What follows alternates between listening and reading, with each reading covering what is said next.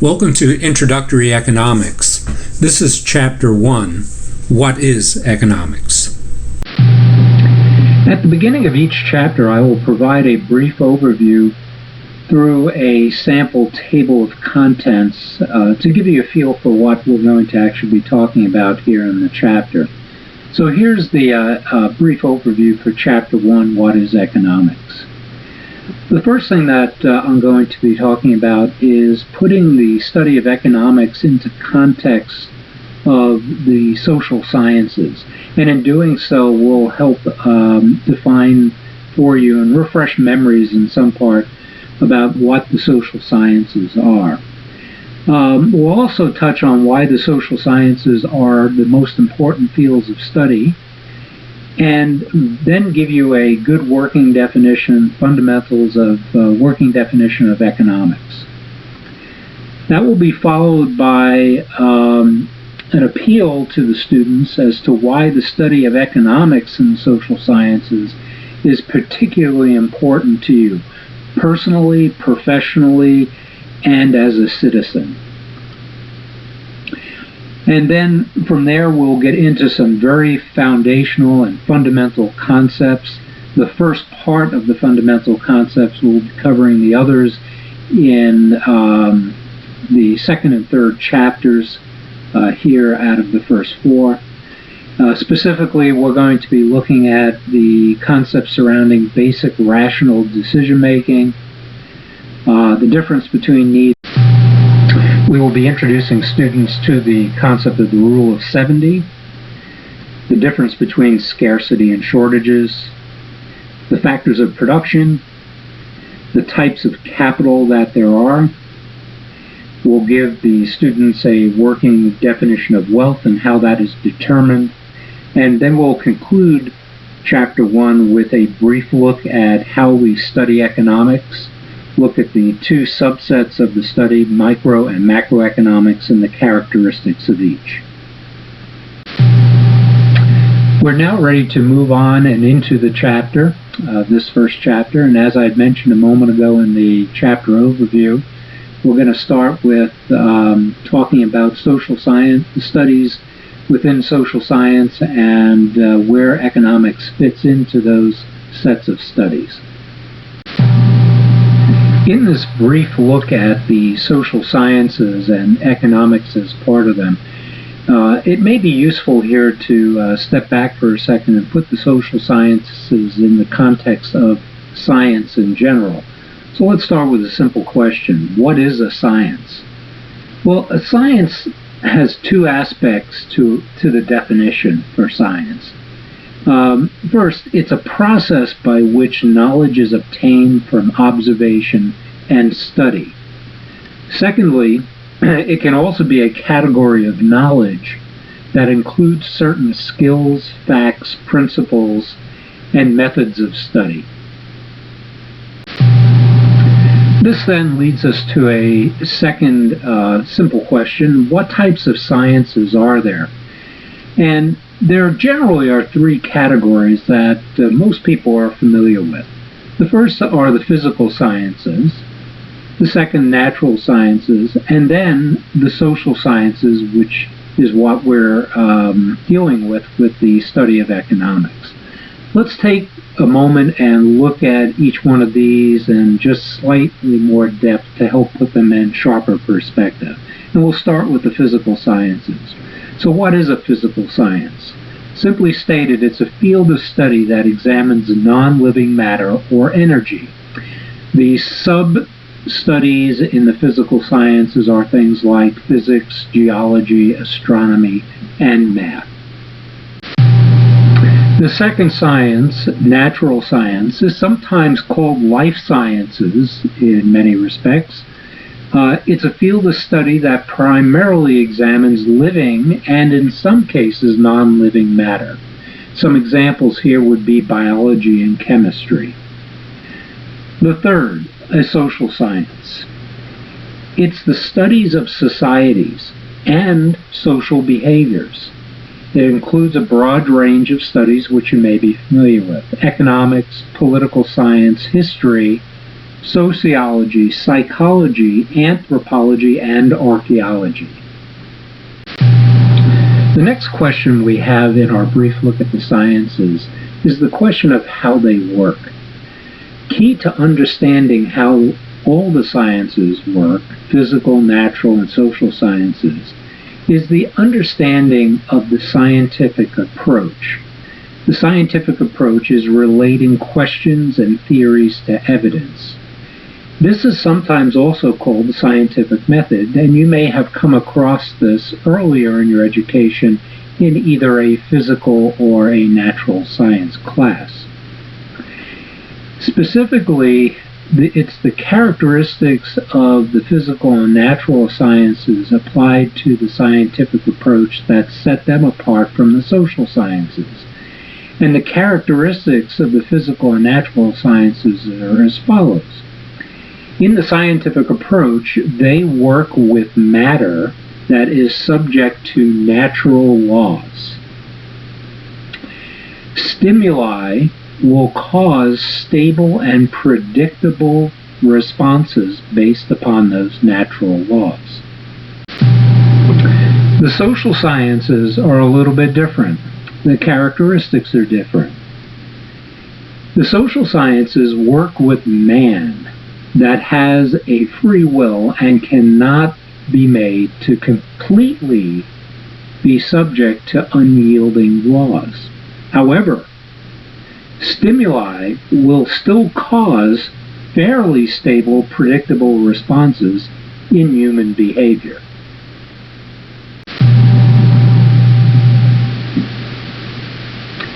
Now that we have taken a look at the similarities and the differences between the sciences, we can take a closer look at the social sciences and why many people consider them the most important fields of study. In our quest to understand why the social sciences are the most important fields of study, we must actually turn first to yet another question. And that question is, what determines the fate of cultures and societies? Is it mathematical formulas? Is it natural phenomena that occurs? Or is it the mousetraps, the technologies that we invent? No, what determines the fate of cultures and society is what drives the decisions, behaviors, and actions of human beings. It's who controls the mathematical formulas and mousetraps and what they do with them. It's who controls the reactions to natural phenomenon and what they do in the wake of that phenomenon. And if the wrong people are put in place making the wrong decisions, as we have seen in numerous cases through history, it can really mean the success or the end of a culture or a society. So given this, consider some of the consequences of not investing in the study of the social sciences and not understanding how human nature and society works. I'll give you 3 points to consider. Not understanding why wars and genocide occurs. Not understanding why exploitation exists. That covers a wide variety of topics: crime, poverty, even slavery. And also, from a pure economic standpoint, why global economic depressions occur. Okay, so the social sciences are really important fields of study, and economics is one of the studies within the social sciences. So what specifically is it? A great place to start our study of economics is with a definition of the term itself. However, before I give you that definition, I'd like to point something out for students taking notes with either the prepackaged custom study guides that can be found on the website or using Cornell Notes. For those of you using prepackaged custom study guides, you will notice that key terms or key vocabulary is underlined and in quotes. You'll be able to easily match those terms up here during chapter presentation because those terms are highlighted in red. Definitions will either precede the term or immediately follow the term. For those of you taking Cornell notes, you will want to identify those terms here highlighted in red and make sure that you're getting the term and the definition listed in the left-hand side of your Cornell Notes page. All right, having covered that, let's move on then to the definition of economics.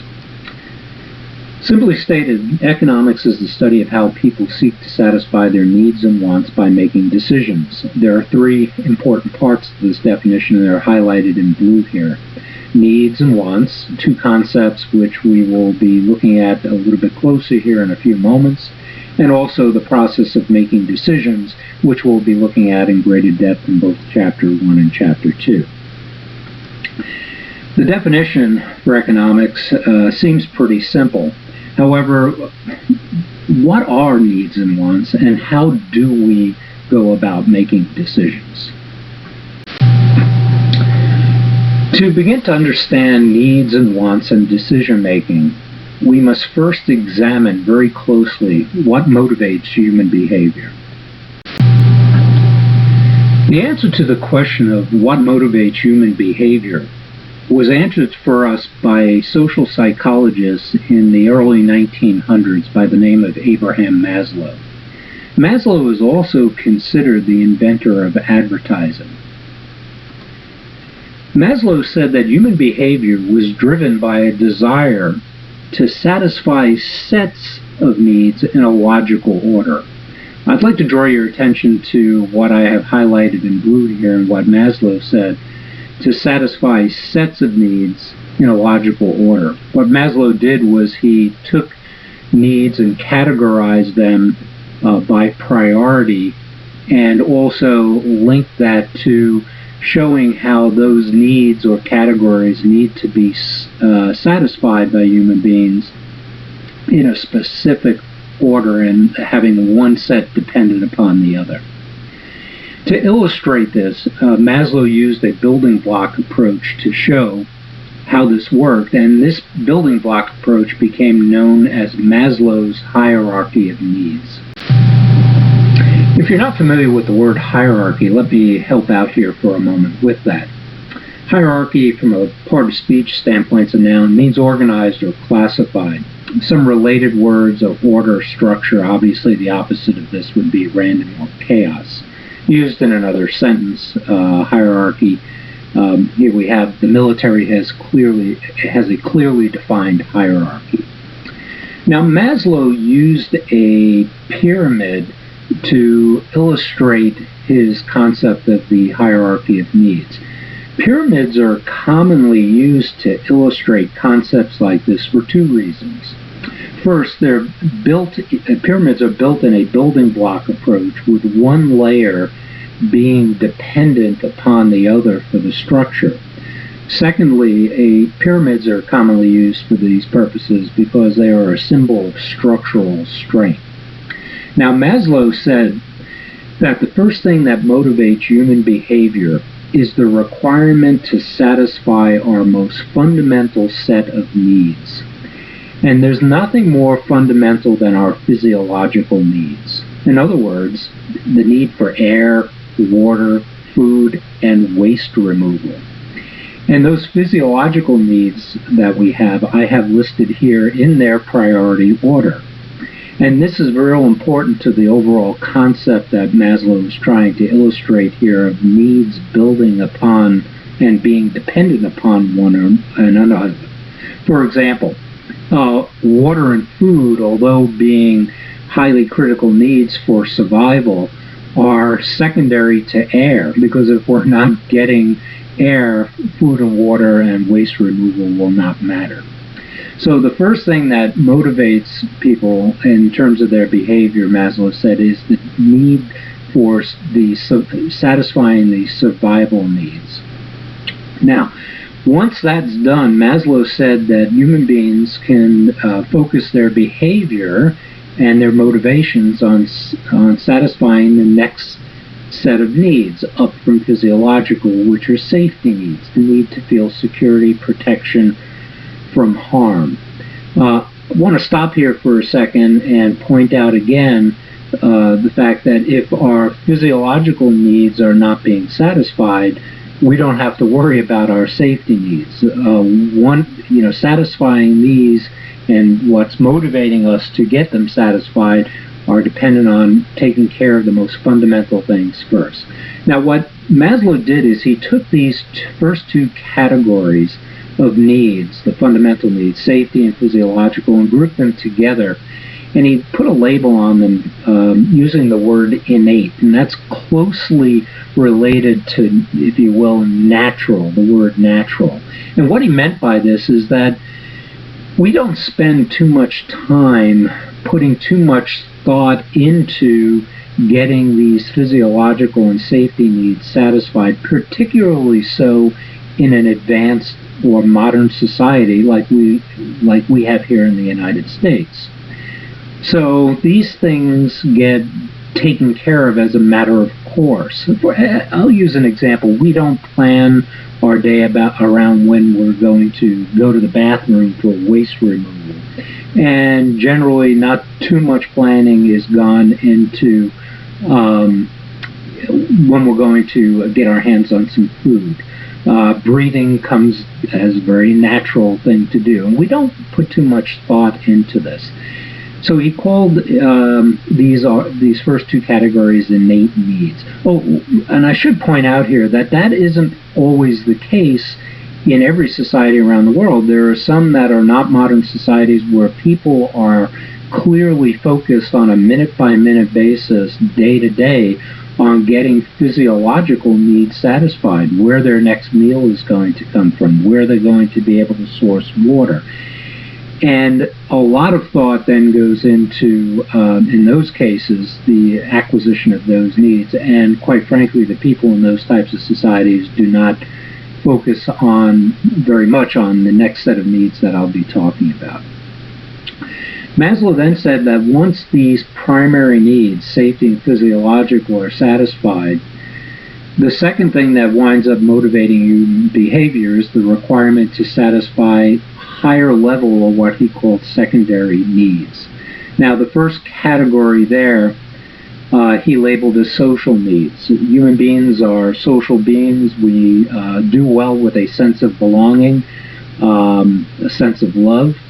But again, I want to point out here that if our focus is down at the physiological level, not much time is spent here on the social. So everything below social needs to get satisfied first. Maslow said once we start to address our social needs and satisfy them, it helps to satisfy our esteem needs. Now, esteem needs are very closely related to social needs because to have recognition and status, let's say, within a group, you need to have developed that sense of belonging and connection to the other people in the group. Maslow said that once esteem and social needs are satisfied, the person is what he labeled as self-motivated. They can turn their motivation, their behavior, and their outlook in life to setting goals and objectives for themselves and what they want to achieve. Now, Maslow took these last three categories of needs in his hierarchy and bundled them together and put the label on them as acquired. And his point here was that these three categories of needs, social, esteem, and the self-motivated for goal setting, there's a lot of thought that needs to be applied to going and acquiring the getting these needs satisfied, as opposed to what we saw with the more fundamental ones that come as a matter of nature. So we actively need to plan and pursue the acquisition of getting these secondary level needs satisfied.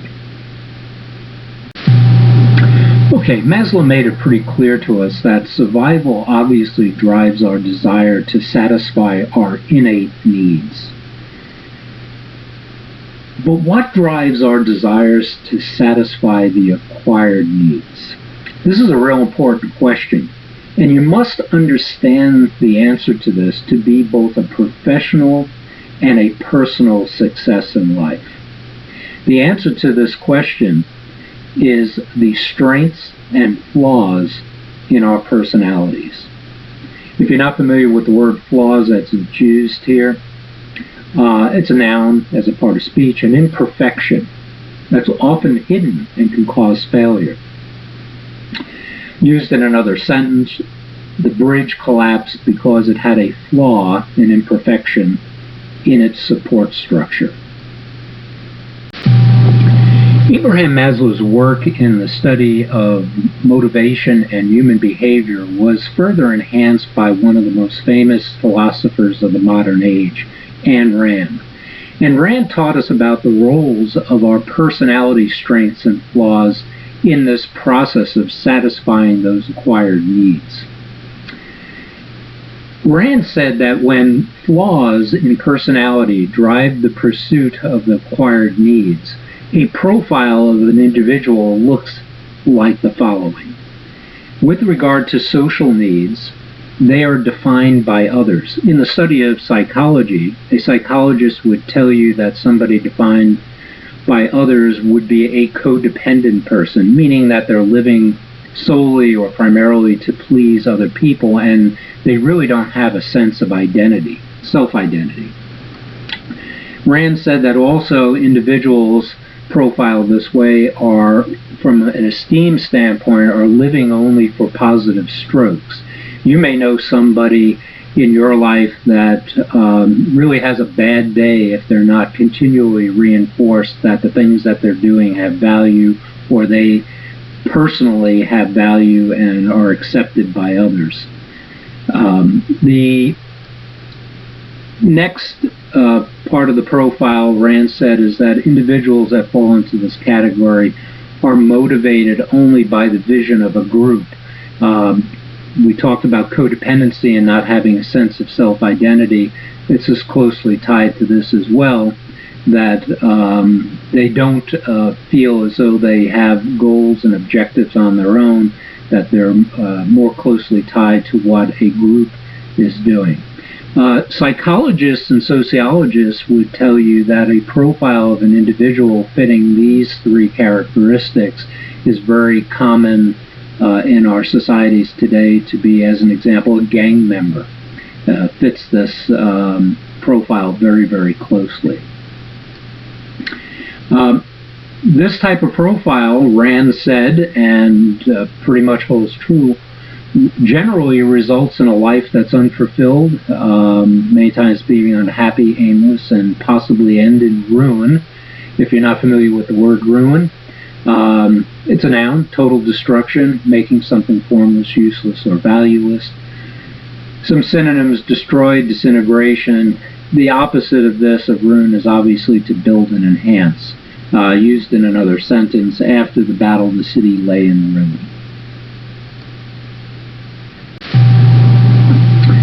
Rand said that when strength drives the pursuit of the acquired needs, we get a different profile of the individual.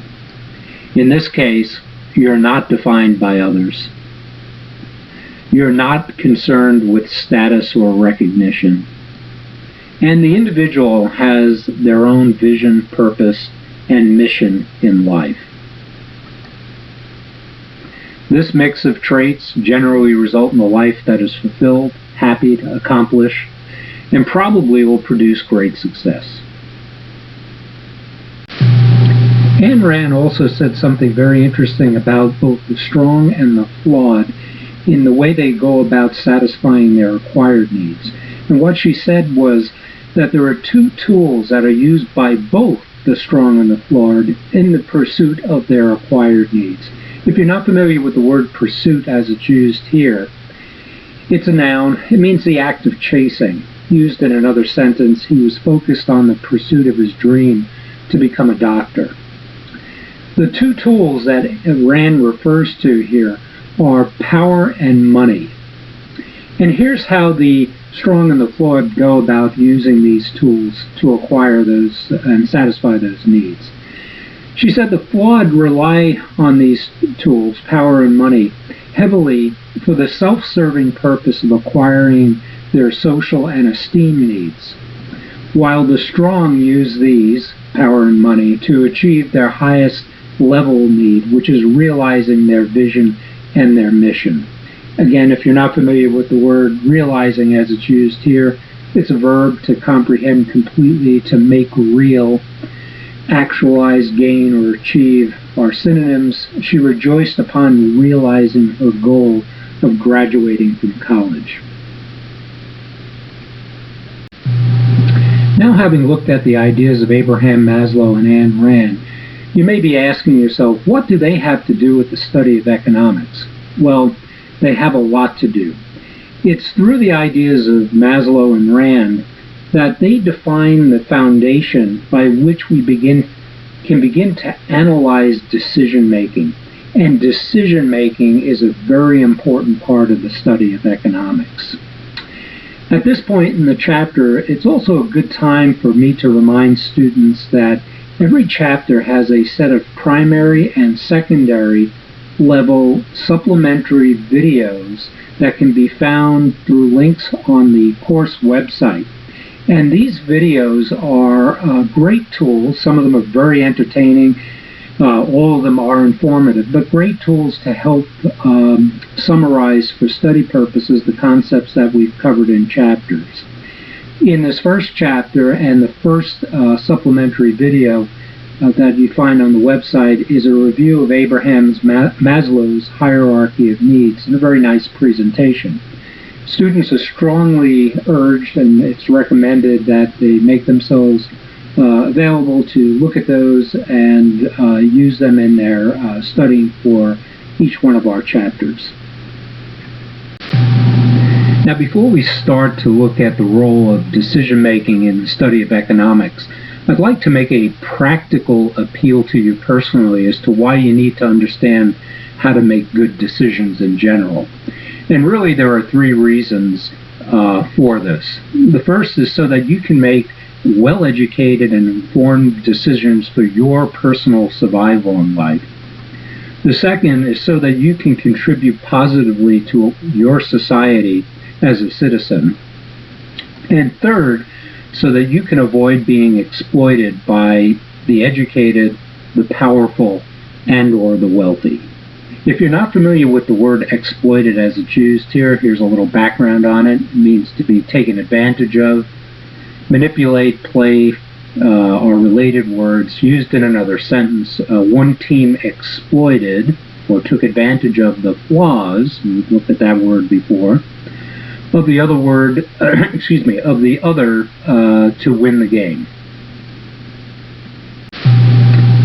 Okay, let's get started in our deeper look at the decision-making process. Earlier in this chapter, when I gave you the definition of economics, there were two terms within that definition which you see here now, needs and wants.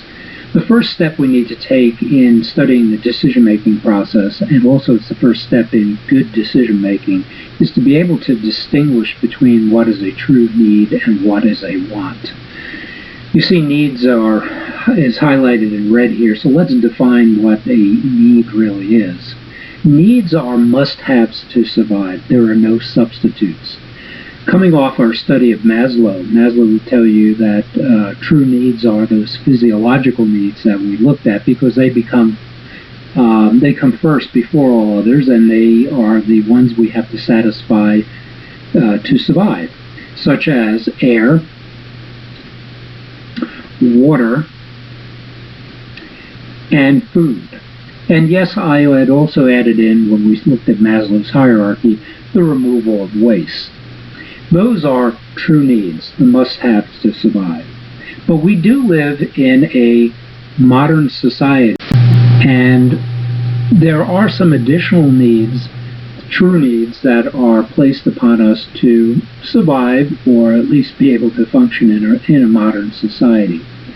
Most people would say the answer to this question as to what those might be would be shelter. But that's not necessarily the case. We have plenty of people in our society that live every day without shelter. The homeless, you can find the homeless in all cities and towns, across the country. So shelter is not a true need, and quite frankly has not been a true need for mankind from the beginning of time, because very early on human beings lived without shelter. But what other true needs are there for a modern society? Well, we actually have some laws in place that prohibit us from walking around without clothes. So clothes fall into the category in a modern society as being a true need. Now, think about this for a second. Air, water, food, clothes. They seem like simple decisions to make regarding acquiring these things, but you'd be surprised as to how many people can actually have difficulty with this. And we're going to take a look at that now. Now, with regard to any decision that we make, but particularly with regard to our needs, we should be striving to make rational decisions. If you're not familiar with the word rational, here's what it means. It means informed, logical, and well thought out. Now, I'm going to give you two examples to think about here, decisions that were made. And I want you to think about whether these were rational decisions. Here's the first. Is this the right food to be eating? A number of you are probably looking at this picture and saying, sure, because it tastes great. But is it the right thing for you health-wise? How about this? Are these the right amount of clothes? In particular, look at the shoes. How many pairs of shoes does one really need? But take it a step further and think, what were the costs associated with that?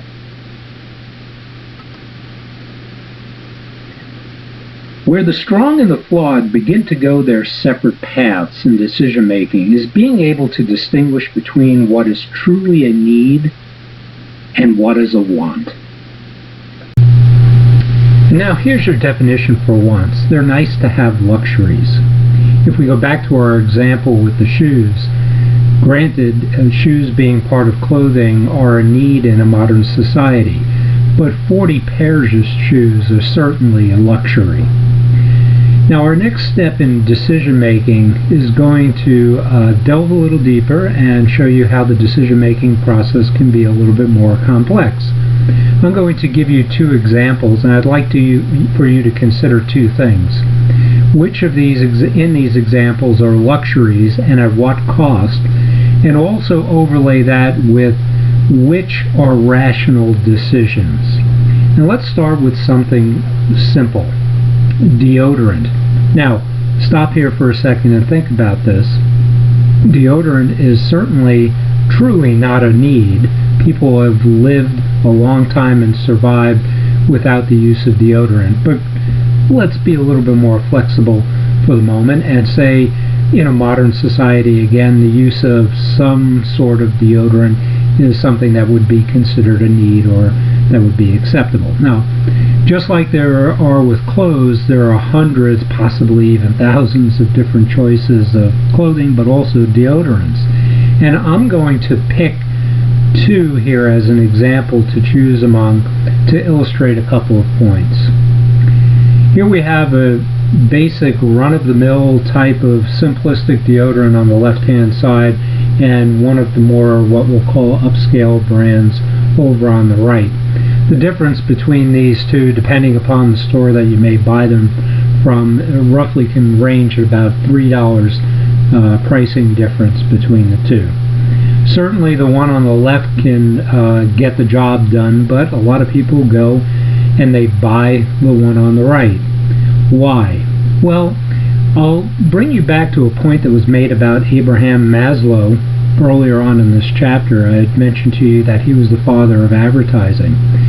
Well, the people that market products and rely on advertising clearly understand the lessons that Maslow had taught us, and they know there are some people out there looking to get their esteem and social needs satisfied, and they develop products and services targeted at people who have that particular need and are willing to, in many cases, pay additional amounts of money to get those needs satisfied.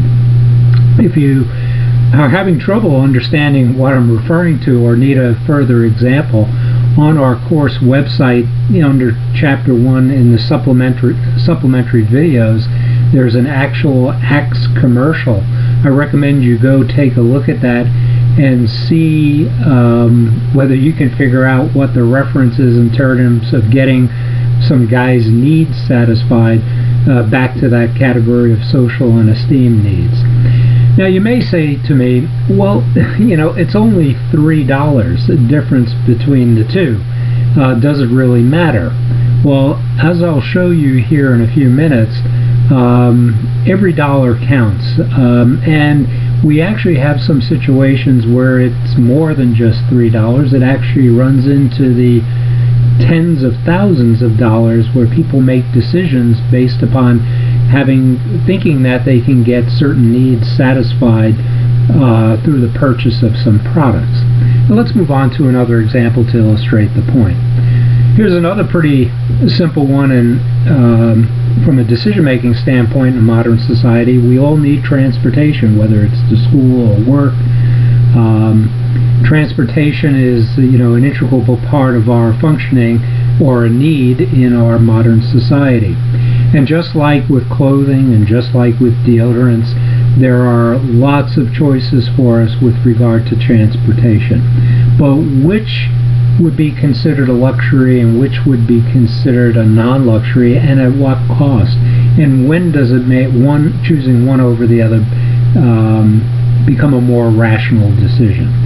Well, here we have a simple type of ride, a standard sedan, and over on the right-hand side we have a Hummer, an upscale vehicle. Actually, interestingly enough, this vehicle was designed for war and use in military situations, not really to drive around the streets of a given city or a town.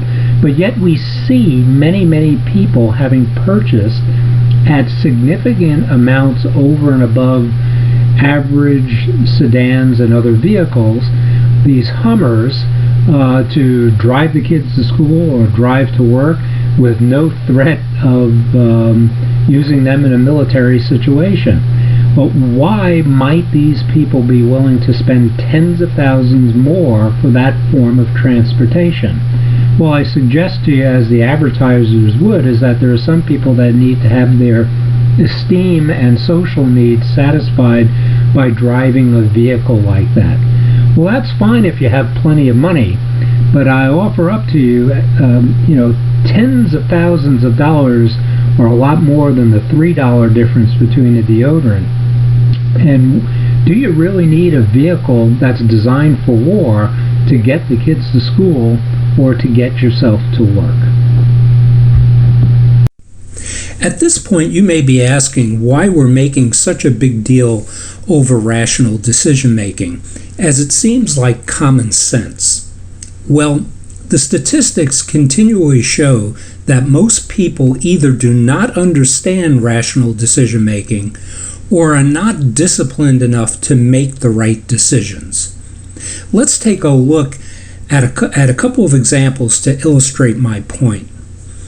In introducing you to rational decision-making, I have been using decision examples using money matters or financial matters. The reason for this is that decisions regarding your financial matters are as important as the decisions you make regarding your health or whether you'll abide by our society's laws. So here are a few questions to consider in looking at people's behavior on decision-making regarding financial matters. The first question we'll look at is, how have Americans been handling collectively their financial responsibilities? We'll also look at what has recently been the annual savings rate for Americans. And a third question is, how much does it really cost to live? In recent decades, the American public has not handled its financial responsibilities very well. They have gone deep into debt, they have not saved, and as a result, personal bankruptcies have been on the rise. These statistics usually cause the third question that I asked a moment ago to be revised and asked this way. Is it bad decisions that have caused this, or is it just getting too expensive to live? Well, I will first show you why I believe the answer is not that it's too expensive to live. I will then leave the consideration of bad decision making up to you. So first, the cost of living adjusted for inflation over the past 40 years has actually declined due to the advancements in technology and the expansion of global trade. In fact, on a relative scale, basic commodities today cost less as a proportion of income than they did in the early 1800s. So the cost of living question is highly suspect. However, we're now going to look at the impact education may have on financial well-being, and I believe you will find it gives us some interesting insights. Coming up is a quick comparison between the cost of living and educational attainment. This comparison should stimulate two questions for you. First, why aren't more people making the rational decision to get educated, as only 30% of our public has college-level training? The second question is that based on the debt statistics that we've just looked at, are people at all levels of income making good, rational financial decisions? To answer the question about how much it costs to live, this is a personal budgeting exercise that I use quite often with students, and they find it very interesting. This is a monthly list of expenses that's based on a 20-year-old adult living on their own in a semi-rural, semi-urban Southern California community. Now, this is just to give us a general idea as to monthly and annual cost of living. As you go down this list and look at the particular items, you may want to change the dollar amounts or eliminate a category and maybe add in some other category of expense. But generally speaking, the numbers aren't going to probably change that much. So again, these are monthly figures. If we take this and add this up, you see that it's a monthly expense total of $2,705. And if we do the simple math and change this to an annual expense figure, it comes out to $32,460. So that's expenses in terms of how much does it cost to live. But the other side of the coin is how much do you earn to be able to pay for your expenses and cover your expenses? So we're going to contrast the expense against income. And we're going to take a look at what determines generally income over the average working lifetime.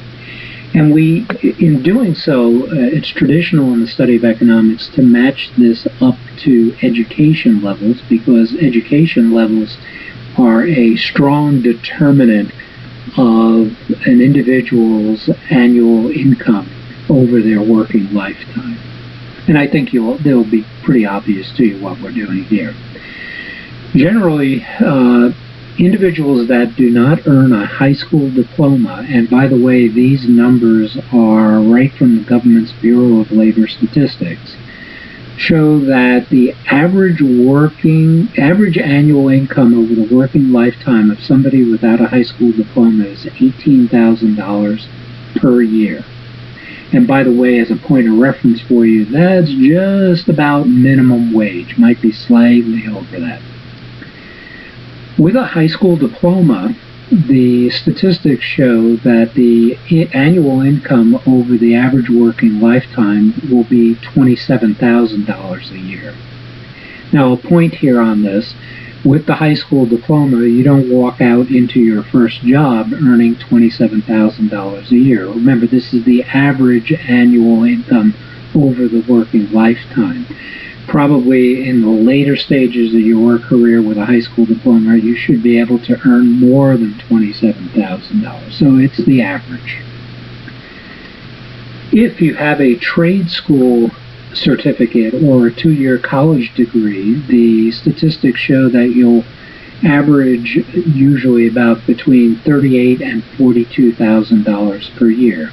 And another point about these figures is that this also assumes that you actually get up and go and do something.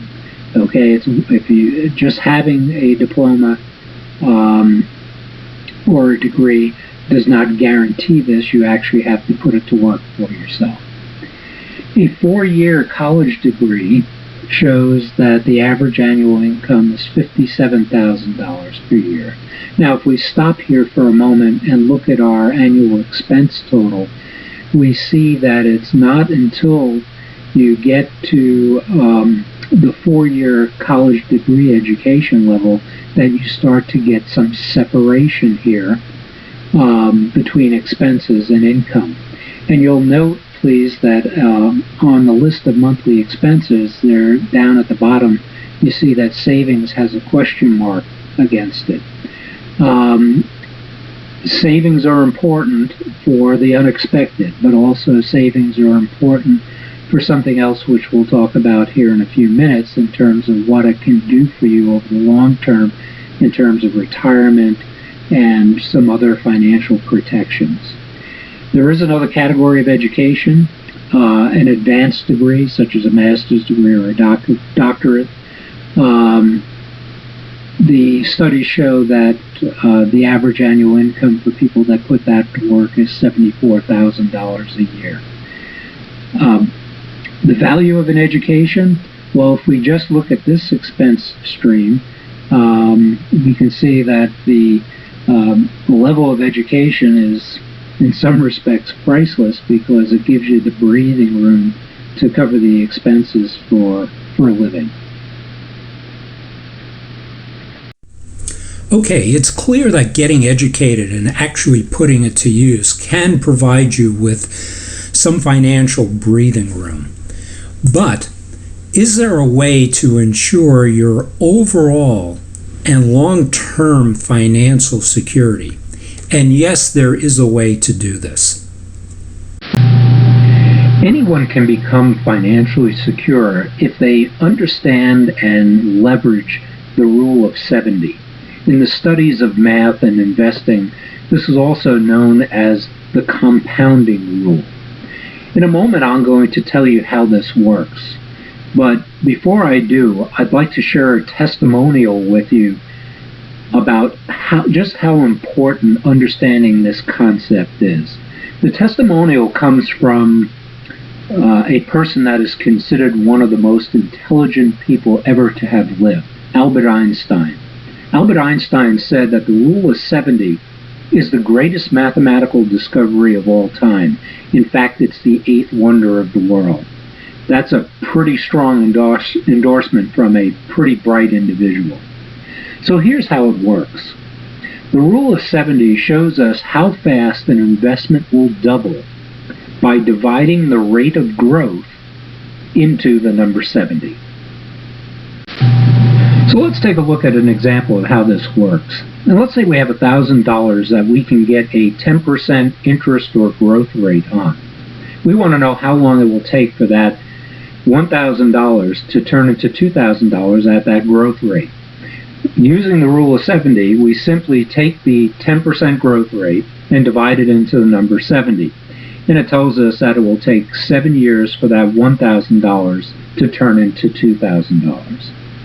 This usually leads to the next question that gets asked, which is how do you get the money that you invest to double faster and to reach financial independence and security quicker? Well, there's a couple of things you need to do. First, work with a financial advisor to find the best and safest growth rates possible for your money. Second, start investing and saving as early as possible. Third, increase your savings as you earn more over your lifetime.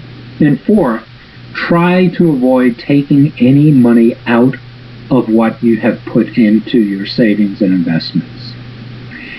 To show you how this works, on our website, you will be able to find under the course and personal resources section an actual rule of 70 illustration of somebody that starts saving at a relatively young age, but by the time they reach 50, they actually have $1 million in the bank. Now let's shift here and take a look for a moment at decisions being made with regard to our national and cultural survival. And in doing so, I'm only going to focus on decisions with regard to taxes and spending.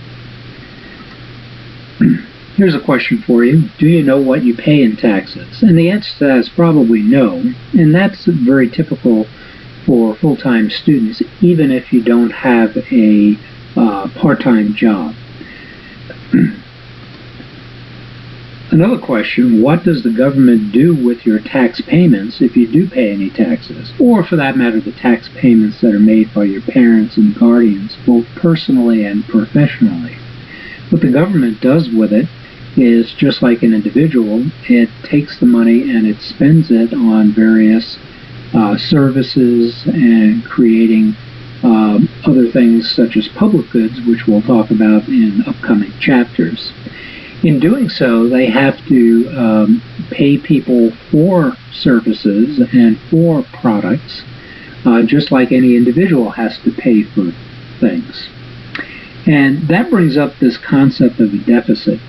What is a deficit? It's spending more money than you take in. And an individual can do this as well as a government. You may be asking, well, how can you spend more money than you take in? Quite simply, to do that, you wind up borrowing it. And remember, there's a cost associated with that. When you borrow money, you have to pay money or interest for the privilege of borrowing the money. Now, just a moment ago, I talked about borrowing money to cover a deficit. And that brings me to the concept of debt. When people talk about somebody's debt or the national debt, we're talking about the accumulation of deficits and the interest that's paid to borrow the money to cover the deficits. The national government, the federal government of the United States, has been running deficits for quite some time. And they've been borrowing money and paying interest so that they can cover the deficits. Now, should we be worried about that? Well, I believe we should. The federal government is no different than an individual. The debts will need to be repaid at some time. At the moment, the federal government has accumulated over $16 trillion in national debt. Now, $16 trillion is a difficult number for people to get their minds around. So we're going to spend a moment here to try to put that into some perspective for you, which will also help you understand the enormity of the challenge that faces us in paying that down. Okay, the United States national debt is in excess of $16 trillion. That's an awfully tough figure to get your mind around.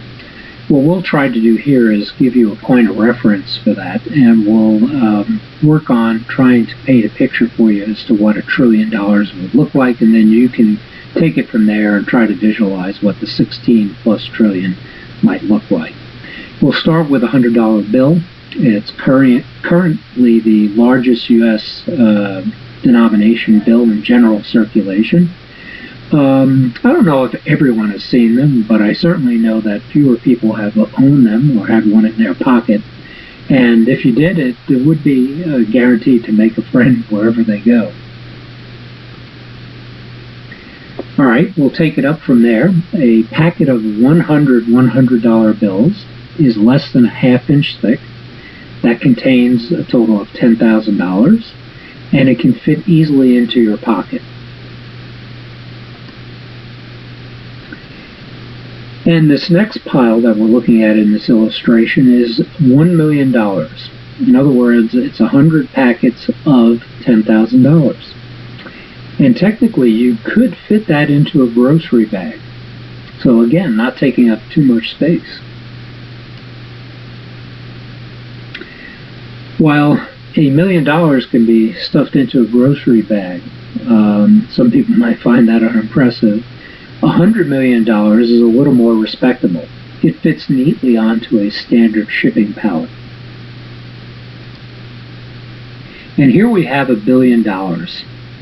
We've got 10 pallets of bills here, and we're starting to really get a perspective on some size. And here you have $1 trillion. And yes, that's a million, or 1,000 billion. It's a 1 followed by 12 zeros. And notice that the pallets that we're looking at here are all double stacked. And remember that they're all $100 bills. Now, a $16 trillion debt would multiply this by 16. And that'll give you a feel for what, visually, a trillion or 16 trillion might look like. Before we move on to this last section and wrapping up Chapter 1 on some foundational technical economic concepts, I want to recommend that students take a moment to visit the course website and view the supplemental videos on the Rule of 70 and national debt. There's a couple on each, and I think they would prove to be very valuable in your studies. Now on to the last section of this chapter for some of these foundational concepts. The first thing that we're going to do is take a look at needs and wants a little differently, more from a technical economic perspective. What are needs and wants? Well, they're goods, which are physical objects, and services, actions or activities that one person performs for another. The second thing we need to do is take a look at how people of a society go about seeking to fulfill their needs and wants. And they do it three ways. One, as individually as consumers. Secondly, as groups through businesses. And third, through governments. Now, as we have seen, the hard part in seeking to meet our needs and wants is actually the decision-making about what to choose, and that holds even for the needs. Now, this usually brings up a question, such as this: why can't we have everything? And the answer to that is no. It's not possible. And then that leads us to usually another question: okay, why?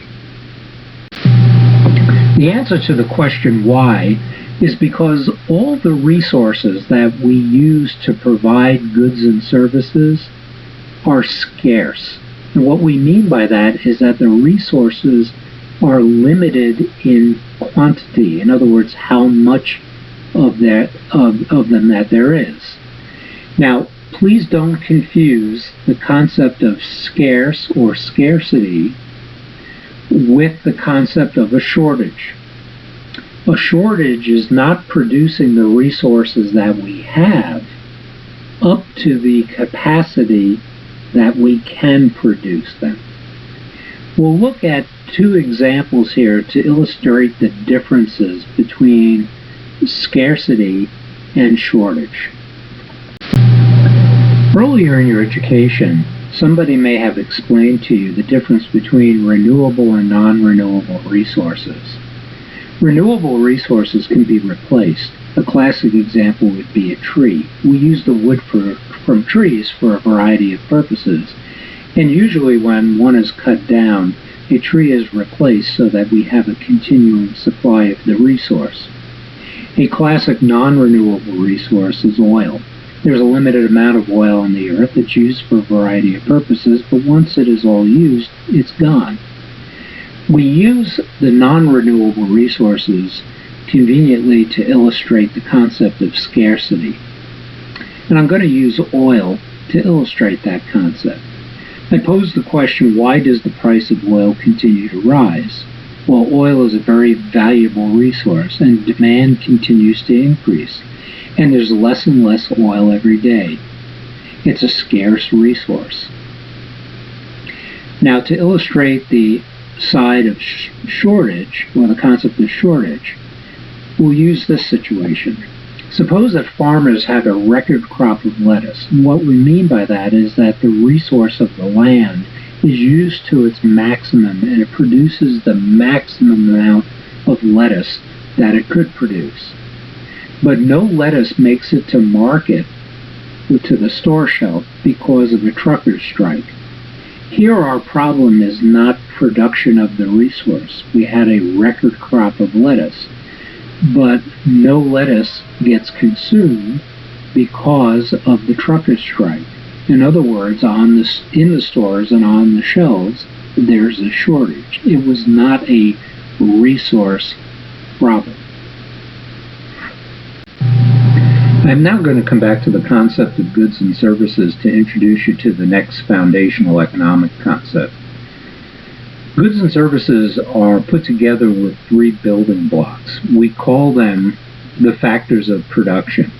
For all you mathletes in the class, you'll recognize this as being very similar to a mathematical equation where variables or factors are multiplied together to produce something. We're talking about the same concept here.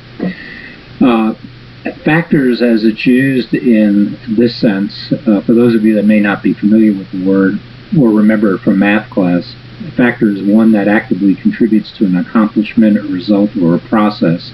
Many times we call factors variables.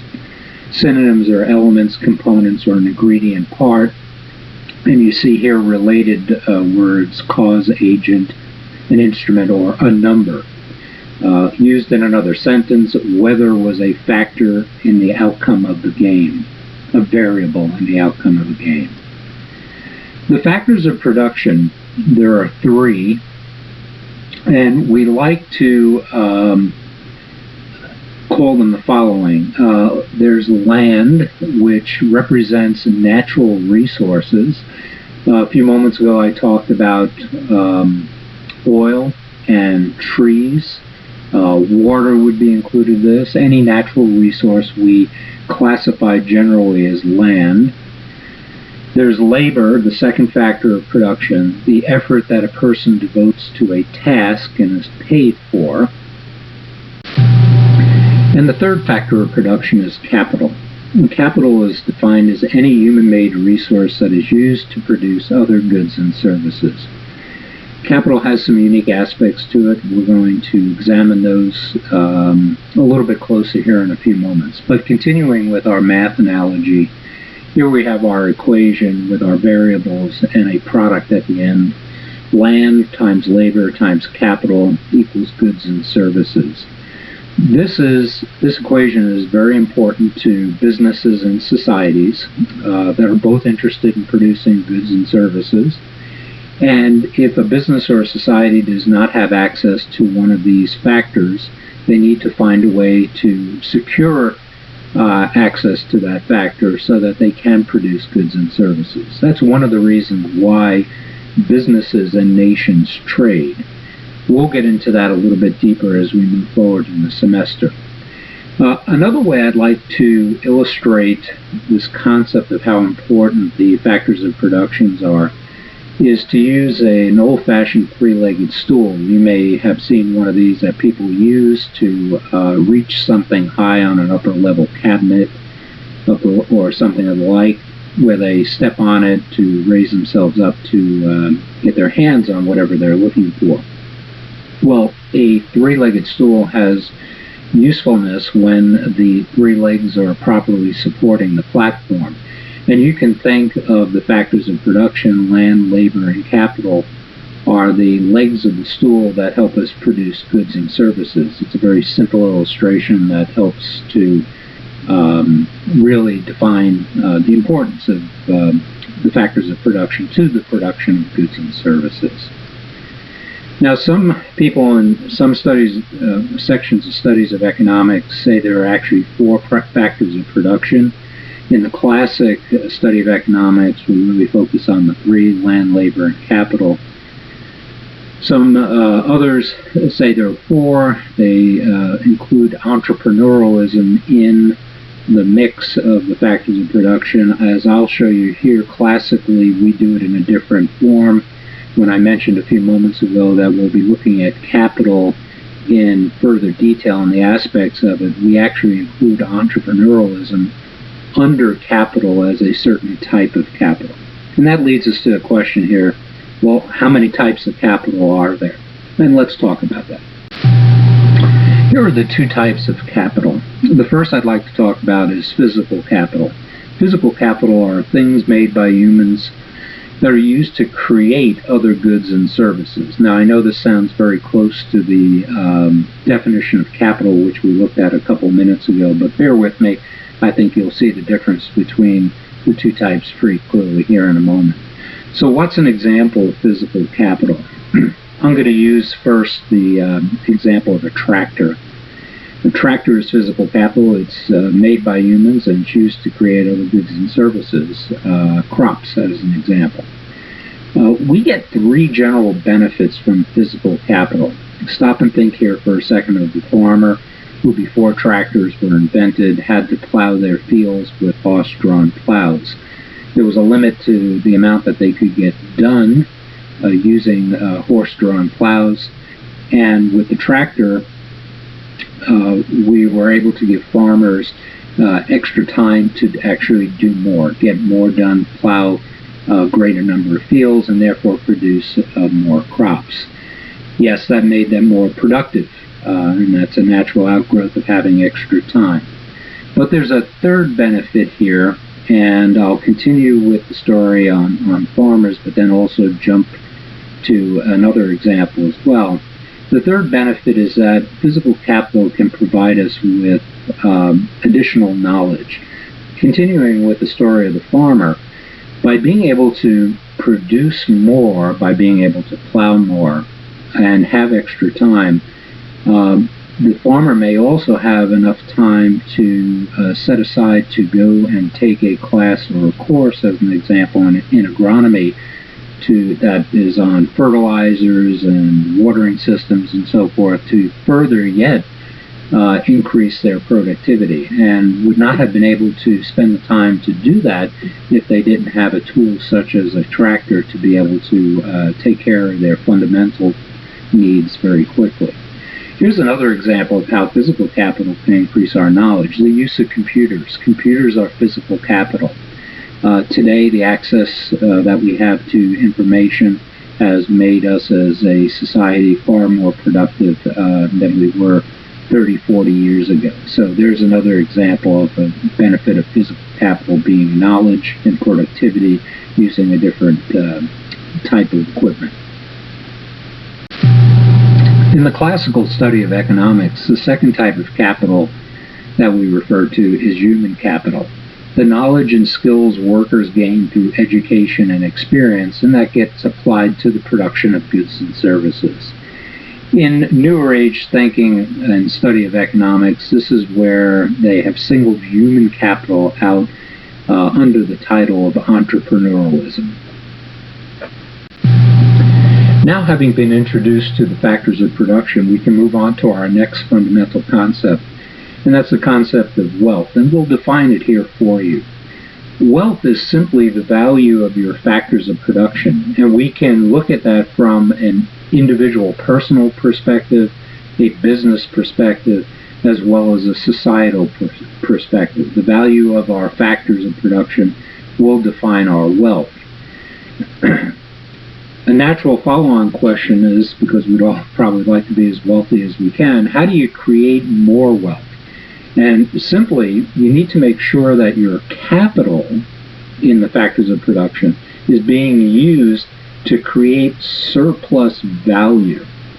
If you're not familiar with the word surplus, what it means, it's an adjective being more than or in excess of what is needed or required. Excess, extra, spare, bounty, stockpile. Due to good weather conditions, the farmer ended the year with a surplus after the harvest. Well, continuing along with the farmer analogy here and story,